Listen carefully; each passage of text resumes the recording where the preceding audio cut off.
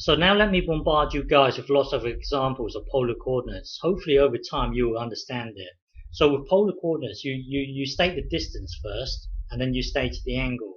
So here, this is your distance, this is your angle. So look at the angle. If you look at the grid now, if you look at the grid, this here is your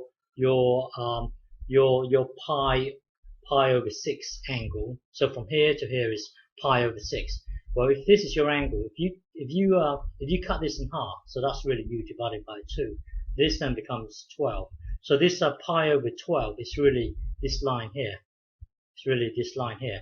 So for you to identify this point, you would look at this angle here. Pi over 12. Pi over 12. You're really looking at this line here. Pi over 12. You're looking at this line. But so this is your angle here. This here is pi over 12. Now you've got to look at the distance. So 3 would be you moving in the positive direction. So this here is 3, 2, 3, 4. So this must be a distance of 3. But here we've got negative 3. So you've got to go in this direction. So as it turns out, this point here is this point here. So this is your point here. Okay, so hang on. So this is your angle here. This here is an angle of pi over 12, and then 3 would be in this direction. But because you've got negative 3, you have to move in this direction. Okay, and this is 2, and this here is 3. So your point will be here. Okay, next one here. So for this point here, remember that for this angle here is pi over 6, but then here we've got negative pi over 6. Remember, your angle you always starts here. This is your initial ray. So you start here an angle of 0, but here this here will be an angle of pi over 6. But because you've got negative pi over 6, you're going the other way. You're going this way. So now you're really looking at this line here. You're looking at this line here. So this angle here is negative pi over 6. And then now you're looking at the positive direction, positive 3. So this is your angle. This here is your angle at the moment. So this here is considered in the positive direction, and then this here is your negative direction. But because this is positive, then you move 3 up. So as it turns out, it will be this point here. So this is this point here. Okay. Next one. So this one here.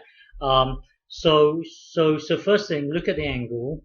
But the thing is, normally you would go in this direction, the angle. But then because this is negative, you've got to go in this. You've got to go in the other direction. So you've got to go in this direction. So this all the way around here would be 2 pi. But then you've got negative 3 pi here. So give it another pi here. So this here is negative. So let's start again. Normally angles move in this direction, but because this is in the negative direction, then you've got to go in this direction. So all the way around here would be negative 2 pi, but then you've got to move another pi here. So that will then take you to this line here. That will then take you to this line. But then you've got a distance of 2. So that would then take you to right here, distance of 2. So for this one here, you 2 pi, and then give it another pi, and then now look at the distance. The distance is 2, so that will then take you to here. So this point here is this bit here. Okay, and last one here. So this one here, look at the angle. So normally positive pi over 6 would be here, would be along this line here. But here you've got negative pi over 6, so it will be this line here. So we are looking at, we are looking at not this one here. We are looking at this one here. So this angle here is pi over 6, but because we've got negative pi over 6, we've got to go in this direction. Now look at the distance. So now we are facing this way. So this is our positive direction. This is our negative direction. We've got a distance of -2, so that would then take us to here. So this point here will be here. Okay.